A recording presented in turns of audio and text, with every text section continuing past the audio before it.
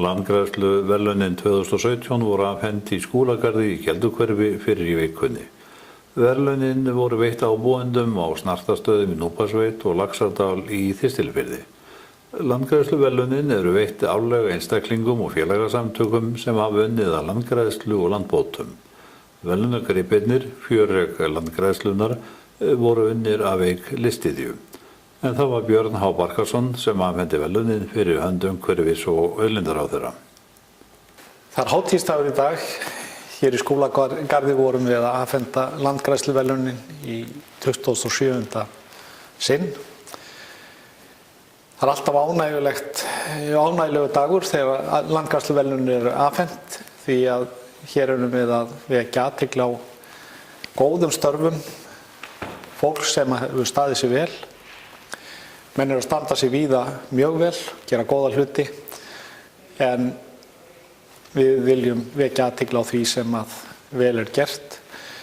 Það er ánægjulegt fyrir okkar starfsmenn að fá að vinna með fólki sem að er oft á tíðum að finna upp á gera hlutina kannski öðruvísi heldur en áður. Við getum lært af þeim.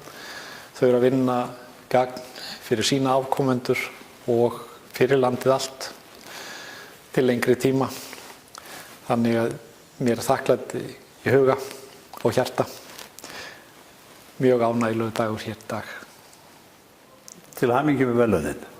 Þakka þér fyrir það. Hvernig tilfinning er það að taka á móti landgræðsluverðlaunum? Hún er ánægjuleg. Þó ég viti að séu sjálfsagt margir jafnfætis mér með því. Ekkert endilega frekar við en nágrannarnir.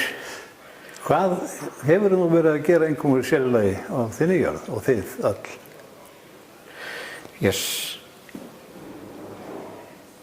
Mest er það nú í gegnum verkefnið Bændur græða landið síðan 93 líklega. Alltaf tekið við ábyrgði sem hefur fengist endurgreiddur og borið á. Við höfum lagt áherslu á að fara eftir því sem hefur löngu síðan búin að taka inn í eftir leiðbeiningum lærðra manna.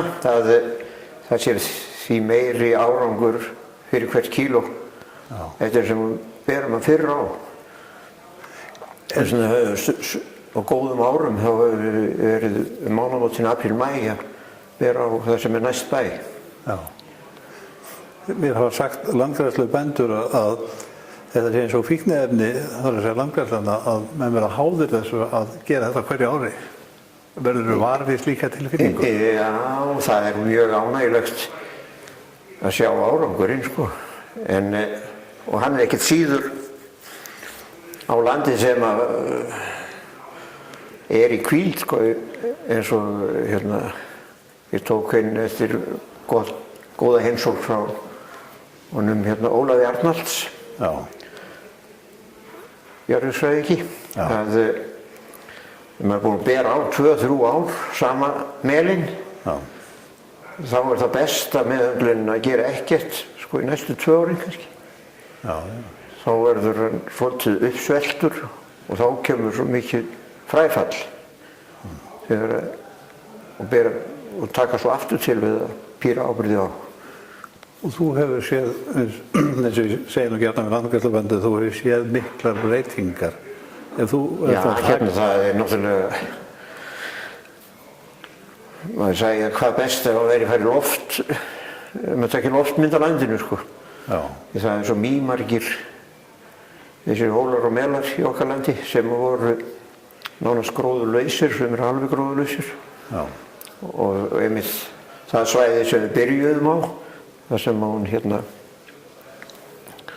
lét getið og Sigríður þegar hún var að kynna okkur, að við byrjað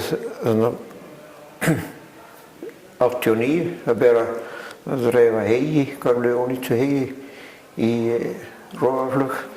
Það var einmitt áberandi svæði næri þjóðveginum sem var alveg stórkortlegt uppfokalt ef það voru þurrkvindar. Og þar dreifðum við heyinu svolítið handunnum það að dreifa í kantinn á mönnum. Og ég gef mér að þessi verðlaun þau verður frekar til þess að þú spýtir enn meira í rófan og græður upp enn meira. Ég fyrir mína parta telur það í góðu þó að ég haldið áfram í sama mæli og hefur verið sko. Við hefum fengið 4 tonn á ári sem að fáum endurgreitt. Já. Og það er nóg til þess að þetta er 4 daga verk á dráttarvélunum. Því að það er orðið seinfarið á, alltaf verðum að færa sig á nýja mela og lengra frá bæ.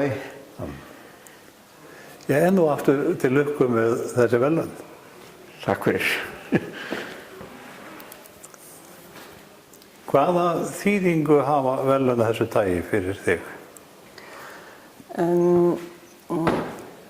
Þau hafa kannski ekkert mikla þýðingu en það kitlar mann alltaf að fá verðlaun. Þið hafið unnið að landgræðslu árum og áratugum saman eða ekki? Jú, mest hefur verið núna síðustu árin eða eftir aldamótin þegar við girtum skógræktargirðinguna og svo í beinu framhaldi af því þá girtum við aðra girðingu í hana og stækkuðum svæðið umtalsvert sem við erum með landgræðslu í. Þú hefur líklega séð jörðinu þína breytast?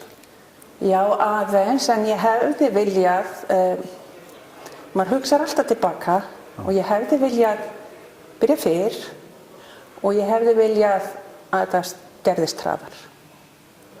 Hvað er það sem þið hafið einkum og sérlega lagt áherslu á? Við erum ekki sammála hjónin eins og alltaf, en ég hef lagt mestla áherslu á skógræktina mína sem er í 100 hekturum og við erum búin að setja núna niður 200.000 plöntur, minni mig. En Helgi minn, hann leggur mesta áherslu á lúpínuna. Já. Þannig að Helgi er í lúpínusóningunni og melgressinu, ég er í skógræktinni. Ferði ekki allt saman að ljómandi vel saman þegar uppi staðið? Jú, þetta er virkilega skemmtilegt og já, þetta er bara gaman núna. Og nú hafið þið fengið landgræðsluverðlaunin til þess að staðfesta það að þið eruð á réttri leið. Já, og það er alveg virkilega skemmtilegt að við sem búum svona erum nánast nýstu bændur á landinu að við fáum þessi verðlaun.